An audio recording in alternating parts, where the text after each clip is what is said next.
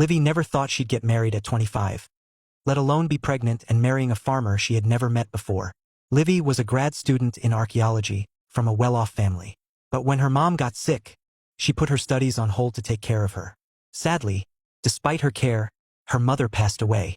Her mother was the most important person in Livy's life, and her loss left Livy heartbroken. It was under these circumstances that a man named Edward came into her life. Edward was a flight instructor who made Livy believe she'd found her rock for the rest of her life. But one day, without warning, Edward disappeared. To make matters worse, after he was gone, Livy discovered she was pregnant. To save face for the family and to secure a future for her unborn child, Livy's father arranged for her to marry a farmer named Ray in Colorado.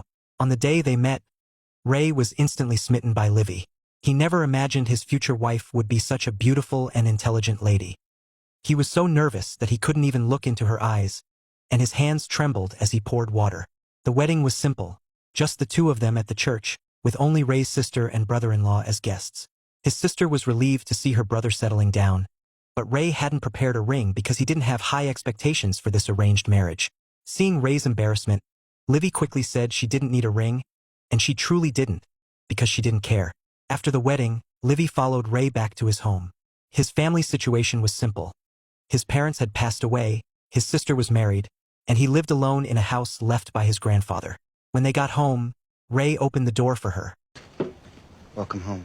But Livy didn't respond. Even though Ray hadn't prepared a ring for the wedding, he had made efforts to make Livy comfortable in their new home. He had bought a refrigerator, installed hot water facilities, and even prepared a room specifically for Livy. Ray promised that the kitchen would be up and running by the next day. However, Livy, being a lady from a wealthy family, had never stepped foot in a kitchen before. Ray said it was fine and that he could make some simple meals. Livy mentioned she would get a cookbook and learn to cook, but Ray told her that the nearest library was an hour's journey away. After dinner, Ray took the initiative to clear the dishes, and that night they slept in separate rooms. Livy opened the pendant around her neck, inside of which was Edward's photo. She still hadn't gotten over him. The next day, Livy woke up to find Ray had gone out early. Curiously, she explored the entire house and found a wound-up pocket watch in Ray's room drawer. Just as Ray returned, Livy seized the opportunity to ask if she could take a walk around the town. However, her real intention was to find a phone booth to call her sister Abby, to cry about how uneasy and scared she felt. At the end of the conversation, Livy couldn't help but inquire if there was any news about Edward, but the answer was still no. While Livy was talking with Abby, Ray was at the library, looking for what he needed: a cookbook and a newborn care manual. He even asked the librarian for help. Do you have any books on Henry Schliemann? At the dinner table yesterday, Livy told Ray about her admiration for Heinrich Schliemann, the archaeologist who had uncovered the ancient city of Troy. However, Ray's focus was on whether this man was German. Ray had strong feelings about them because of the war. His youngest brother, Daniel, had enlisted to serve his country but never made it back after the events at Pearl Harbor. Because of this, he had no fondness for Germans or Japanese. But Ray was willing to understand Livy and to learn about the Troy and Heinrich Schliemann she spoke of. On their way home, Ray taught Livy how to drive his truck. Livy was quick to learn, and under Ray's patient guidance, she soon got the hang of it. As the truck slowly started and smoothly traveled down the road, Livy revealed a genuine smile for the first time. In addition to teaching Livy how to drive, Ray was considerate in many other ways. When people in town gossiped about his relationship with Livy, he would always step in to help diffuse the situation. To help Livy relax, he'd take her out for a boat ride on the lake. As for Livy's concerns about the baby arriving too early and what people might say, Ray didn't care at all. This man was so gentle and considerate, slowly helping to heal the wounds Livy had carried with her. Gradually, she started to adjust to her new life. For example, she tried cooking a meal for Ray, though her cooking skills were dreadful. Her first attempt was a disaster.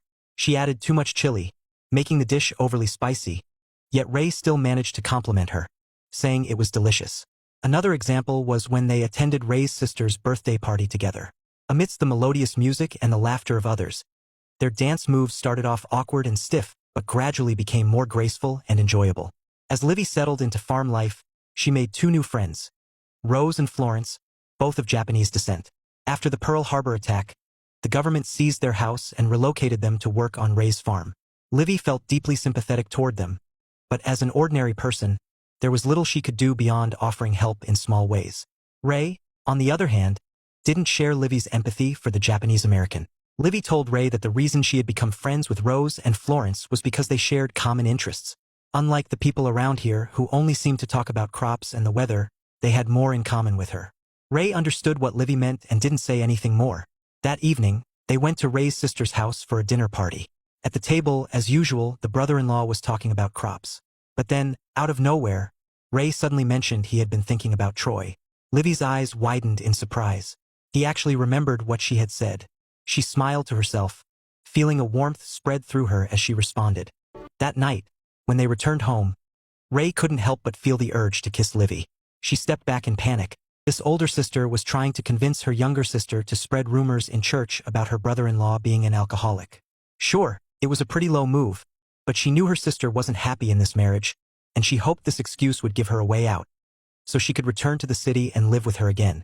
But Livy flat out refused this ridiculous idea.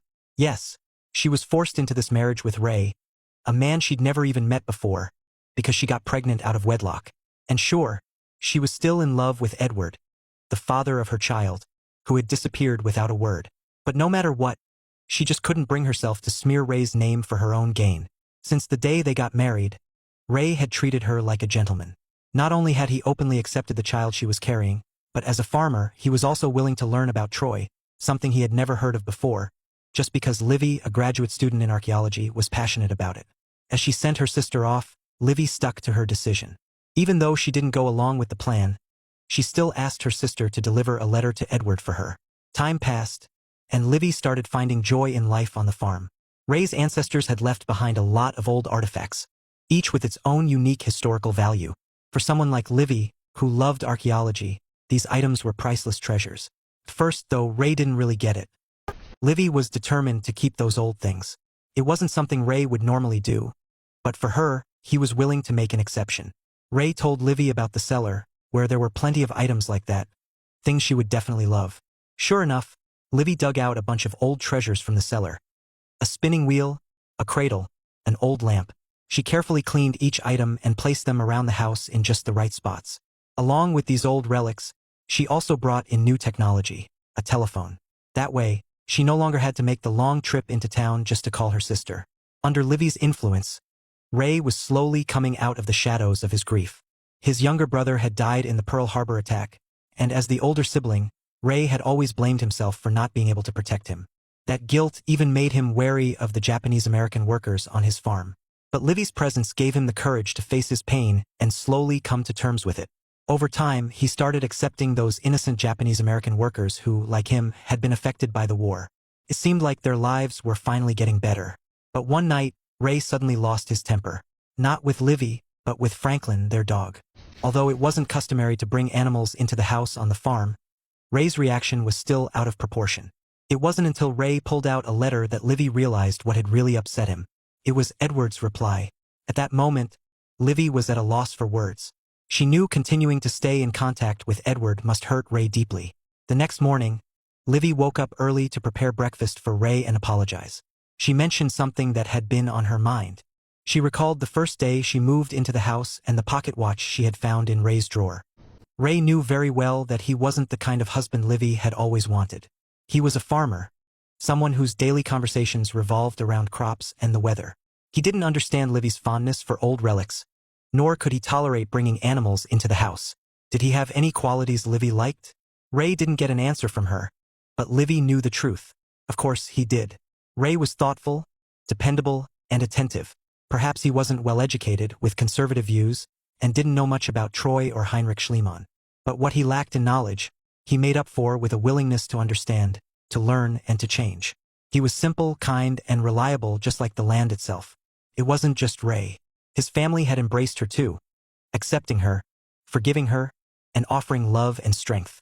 When Ray's sister, Martha, heard about their argument, she didn't blame Livy. She simply told her that if she wanted to leave, she should leave sooner rather than later. As Ray had said, people here always wanted the best for them. Now Livy understood. What she had called love with Edward was really just an escape from the pain of losing her mother, with Edward taking advantage of the situation. What Ray and his family gave her now was true love. The next morning, when Livy woke up, Ray was already waiting in the living room.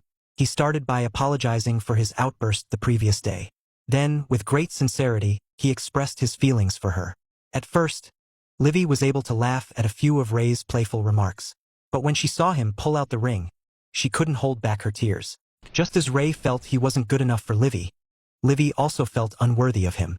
Being pregnant before marriage was bad enough, but the fact that she was still thinking about someone else after their wedding made her feel even worse. She couldn't forgive herself. But to Ray, Livy's past wasn't something to be ashamed of. Everyone makes mistakes, and mistakes aren't the end of the world. As long as you can face them head-on, get back up after you fall, and embrace the new opportunities tomorrow brings.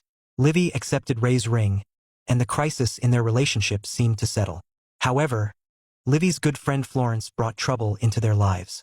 Florence was a naive young woman, easily charmed by a few sweet words. The man who won her over was a German prisoner of war. He asked her to help him escape. Livy couldn't stand by and watch Florence fall into such a dangerous trap and risk being arrested for treason. She convinced her to back out. She tampered with the truck, then deliberately let the German soldier drive off in it to make his escape. Afterward, she quickly went to report him to the police. But then, unexpectedly, her water broke. The baby was coming.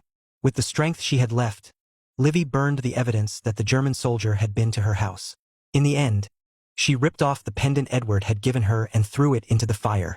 Ray had once said that useless things on the farm had to be burned. For Livy, Edward was nothing now. Just then, Ray received the message and rushed home in a hurry. Ray didn't fully understand what Livy was saying, but it didn't matter. What was important was that he was about to become a father. After giving birth in the bedroom, Livy handed their long-awaited child to Ray. Ray named him Daniel after his little brother. From that day forward, Daniel's seat at their family table would never be empty. The three of them would share meals, experience the changing seasons, and live a peaceful, happy life in their home. And with that, the movie ends. The Magic of Ordinary Days is one of my favorite Hallmark films. I'm not proud of it, but I was truly moved by the love and understanding between the two of them. It's also a movie that surprisingly fits perfectly for Thanksgiving. Feel free to leave your thoughts on the movie in the comments. See you in the next movie.